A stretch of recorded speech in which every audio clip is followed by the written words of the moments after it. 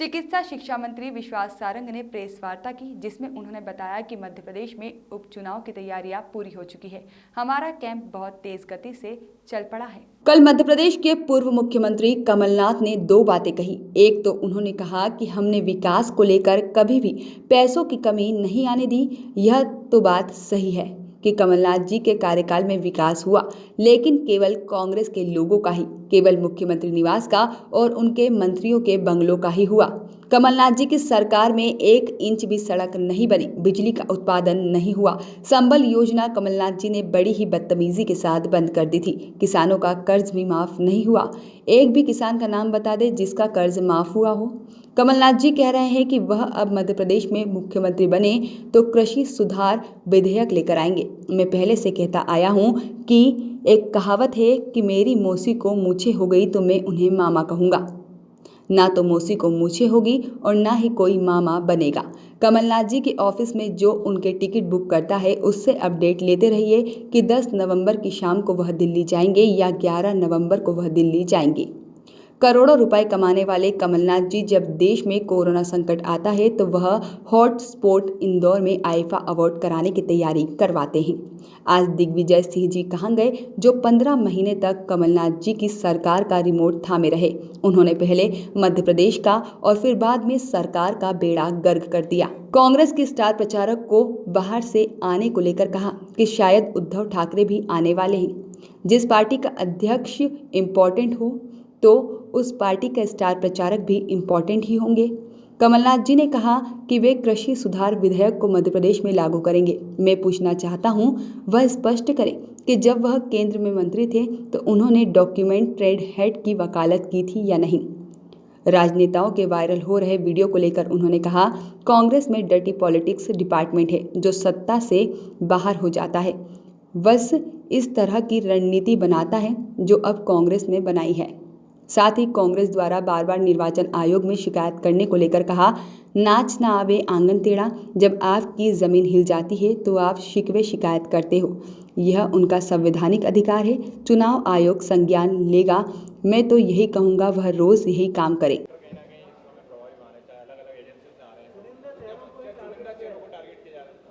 देखिए, ये सब डर्टी पॉलिटिक्स डिपार्टमेंट केवल कांग्रेस में है।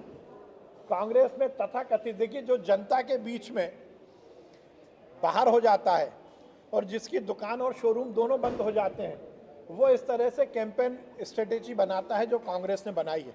ये डर्टी पॉलिटिक्स डिपार्टमेंट कांग्रेस के द्वारा पाला जा रहा है, जो मध्य प्रदेश की राजनीति को कि जो सुहाद्र है उसको बिगाड़ना चाहता है। कांग्रेस का सर्वे हुआ, सर्वे के बाद फिर कैंडिडेट बदल दिया गया, अभी और शुरू हुआ है।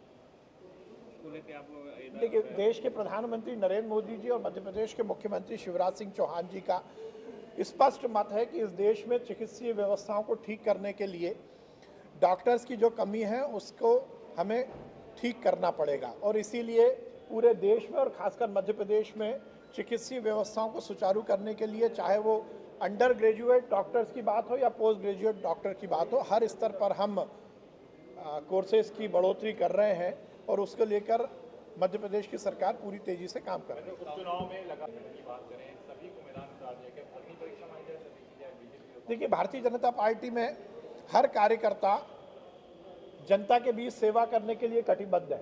हमारा बूथ स्तर का कार्यकर्ता हो, जिला स्तर का हो, प्रदेश स्तर का हो या राष्ट्रीय स्तर का हो, हम हर समय जनता के बीच रहकर पार्टी की रीति नीति कार्यक्रम को आगे बढ़ाते हैं। इसलिए हम तो हर चुनाव में जाते हैं। ये अलग बात है कि कांग्रेस में जिस प्रकार से आपाधापी मची हुई है और कांग्रेस में जो छटपटाहट है, उसी का परिणाम है कि वो इम्पोर्टेड नेताओं को मध्य प्रदेश बुला रही है। मुझे बहुत प्रसन्नता है कि मध्य प्रदेश चिकित्सा शिक्षा से जुड़े हुए सभी चिकित्सकों ने मेरे कहने पर हड़ताल वापस ले ली। उनकी जो समस्याएं थी, उनकी जो मांग थी, उस पर सरकार ने विचार करने का उन्हें आश्वासन दिया था, और मुझे इस बात की प्रसन्नता है कि उन्होंने इस कोरोना काल में समाज के प्रति अपनी जिम्मेदारी और उत्तरदायित्व का निर्वहन के लिए मेरे कहने पर हड़ताल वापस लिए। मैं उन्हें अभिनंदन करता हूं और ये आपके माध्यम से मध्य प्रदेश की जनता को बताना चाहता हूं कि कोरोना काल में चिकित्सीय व्यवस्था में मध्य प्रदेश की सरकार कहीं भी कोई भी कोर कसर नहीं आने देगी।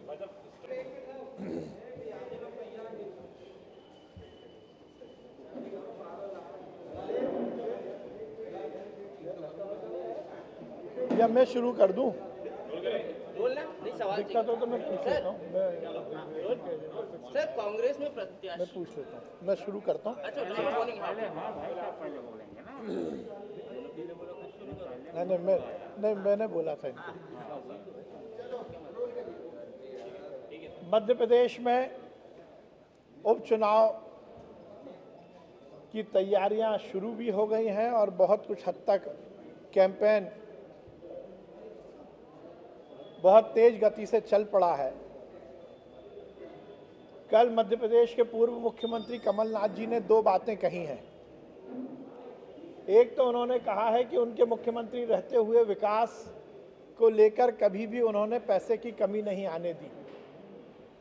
ये बात सही है कि कमलनाथ जी की सरकार में विकास हुआ तो केवल और केवल कांग्रेस के गुर्गों का हुआ। ये बात सही है कि कांग्रेस की सरकार में यदि विकास हुआ तो केवल मुख्यमंत्री निवास और मंत्रियों के बंगले का हुआ। वो कमलनाथ जी की सरकार जो 15 महीने तक मध्य प्रदेश में रही, 1 इंच भी सड़क नहीं बनी, 1 यूनिट भी बिजली का उत्पादन नहीं हुआ। संबल योजना जो गरीब के घर में उजियाला और खुशहाली लाने की योजना माननीय शिवराज सिंह चौहान जी की सरकार ने शुरू की थी, बड़ी बदतमीजी के साथ, बड़ी निर्दयता के साथ कमलनाथ जी ने वो संबल योजना बंद कर दी और कहा कि खजाना नहीं है।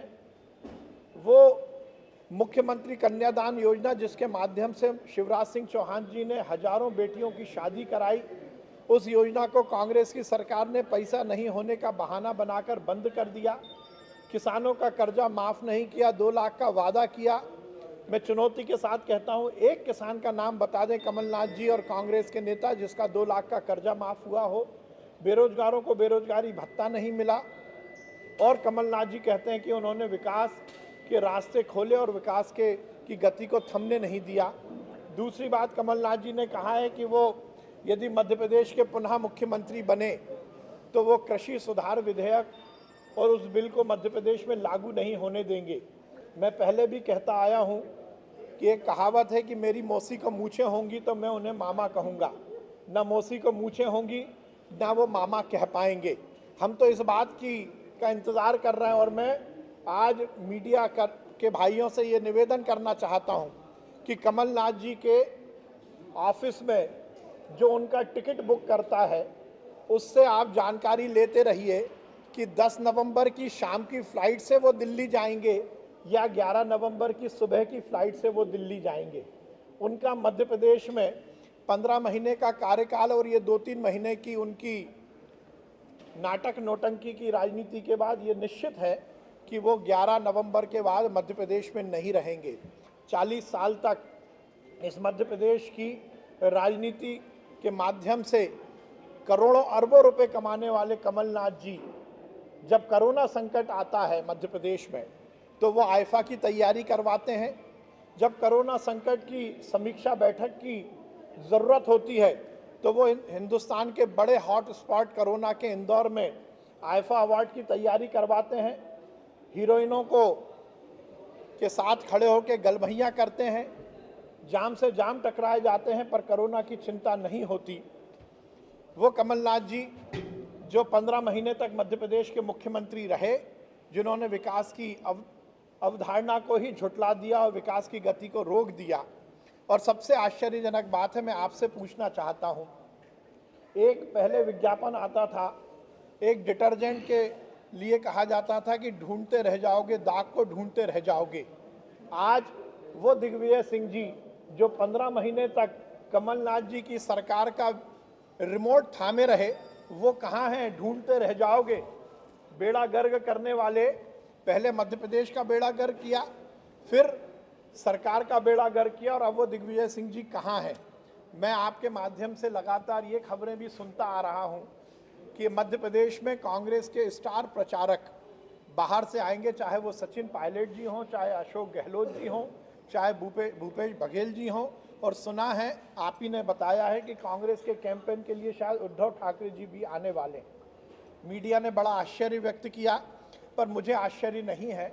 जिस राजनीतिक दल का राष्ट्रीय अध्यक्ष ही इम्पोर्टेड होगा, उसका स्टार प्रचारक भी इम्पोर्टेड ही होगा।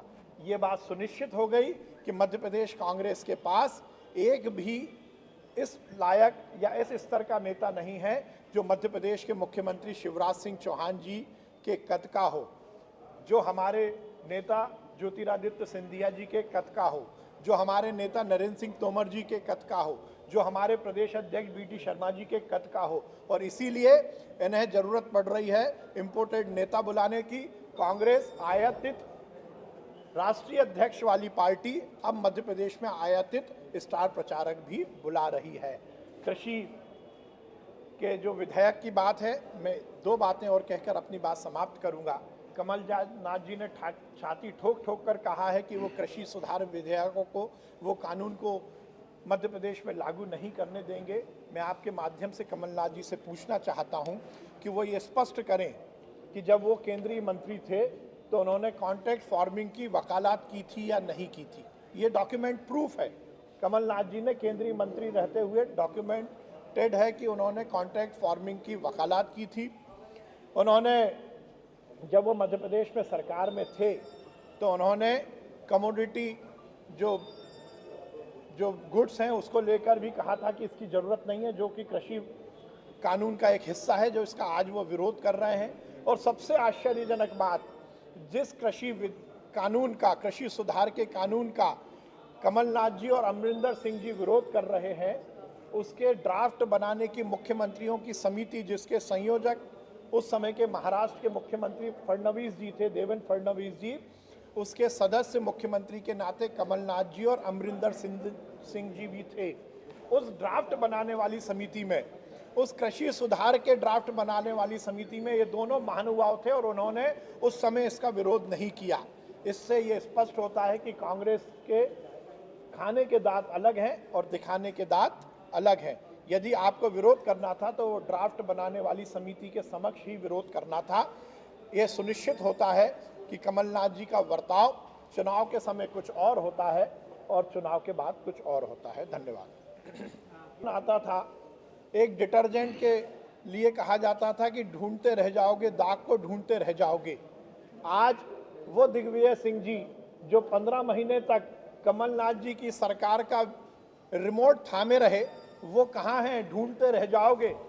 बेड़ा गर्क करने वाले, पहले मध्य प्रदेश का बेड़ा गर्क किया, फिर सरकार का बेड़ा गर्क किया, और अब वो दिग्विजय सिंह जी कहाँ हैं? मैं आपके माध्यम से लगातार ये खबरें भी सुनता आ रहा हूँ कि मध्य प्रदेश में कांग्रेस के स्टार प्रचारक बाहर से आएंगे, चाहे वो सचिन पायलट जी हों, चाहे अशोक गहलोत जी हों, चाहे भूपेश बघेल जी हों। और सुना है, आप ही ने बताया है कि कांग्रेस के कैंपेन के लिए शायद उद्धव ठाकरे जी भी आने वाले। मीडिया ने बड़ा आश्चर्य व्यक्त किया, पर मुझे आश्चर्य नहीं है।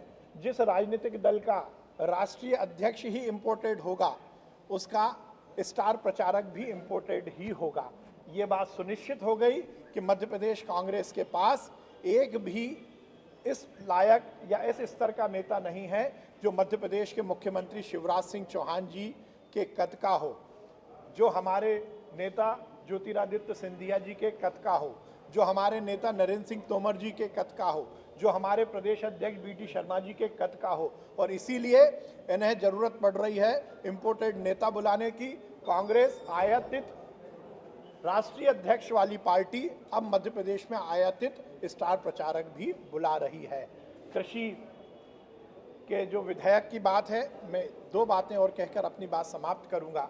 कमलनाथ जी ने छाती ठोक ठोक कर कहा है कि वो कृषि सुधार विधेयकों को, वो कानून को मध्य प्रदेश में लागू नहीं करने देंगे।